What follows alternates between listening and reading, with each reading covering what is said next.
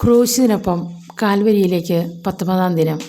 വിശുദ്ധ യാക്കോബ് ശ്ലീഹായുടെ ലേഖനം 2-ാം അധ്യായം 17-ാം തിരുവചനത്തിൽ പറയുന്നു, പ്രവൃത്തികൾ കൂടാതെയുള്ള വിശ്വാസം അതിൽ തന്നെ നിർജ്ജീവമാണ്. നമ്മൾ വിശ്വാസമുണ്ടെന്ന് പറയുന്നുണ്ടെങ്കിൽ അത് പ്രവൃത്തിപഥത്തിൽ കൊണ്ടുവരണം. നമ്മളിലെ ചെറിയ ചെറിയ പ്രവൃത്തികൾ വലിയ വലിയ അനുഗ്രഹങ്ങൾ നമ്മുടെ കുടുംബത്തിലേക്ക് സ്വീകരിക്കുവാൻ നമുക്ക് സാധിക്കും.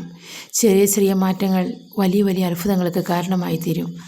ആ ചെറിയ മാറ്റം നമ്മുടെ കുടുംബത്തിൽ നിന്ന് തന്നെ നമുക്ക് ആരംഭിച്ചാലും, ഒരു സ്നേഹ കൂട്ടായ്മയുടെ ഭാഗമായി കുടുംബാംഗങ്ങൾ പല സ്ഥലങ്ങളിലിരുന്ന് TV കണ്ടും അടുക്കളയിലുമൊക്കെ ഇരുന്നാണ് ഭക്ഷണം കഴിക്കുന്നതെങ്കിൽ, നമുക്ക് ഈ നോമ്പ് കാലത്ത് ഒരുമിച്ചിരുന്ന് ഭക്ഷണം കഴിക്കാം. നമുക്ക് ഒരുമിച്ച് പ്രാർത്ഥിക്കാം. ദിവസവും ദിവ്യബലിയിൽ പങ്കെടുക്കുവാൻ ഒരുമിച്ച് പോകുവാൻ ശ്രമിക്കാം. അങ്ങനെ കുടുംബാംഗങ്ങൾക്ക് എല്ലാവർക്കും ഒരുമിച്ച് പോകുവാൻ സാധിച്ചില്ല എങ്കിൽ, കുടുംബത്തിൻ്റെ പ്രതിനിധി എന്ന നിലയിൽ ഒരാളെയെങ്കിലും പറഞ്ഞു വിടണം. അത് വളരെ അനുഗ്രഹപ്രദമാണ്.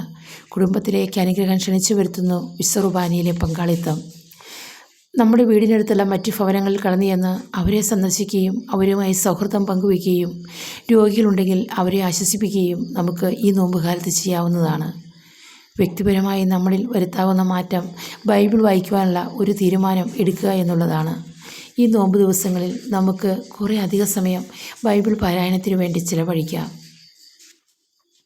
ഫേസ്ബുക്കും വാട്സപ്പും ഒക്കെ നമ്മുടെ ജീവിതത്തിൽ വളരെ പ്രധാനപ്പെട്ട ഒന്നാണ്. പക്ഷേ അവ നമ്മെ നിയന്ത്രിക്കുന്നതാണോ നമ്മളാണോ അവയെ നിയന്ത്രിക്കുന്നതെന്ന് ചിന്തിക്കേണ്ട സമയമാണ് നോമ്പുകാലം.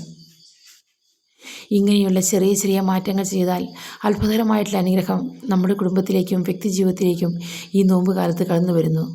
അത് നാം നമ്മുടെ ഹൃദയത്തിലേക്ക് സ്വീകരിക്കണം.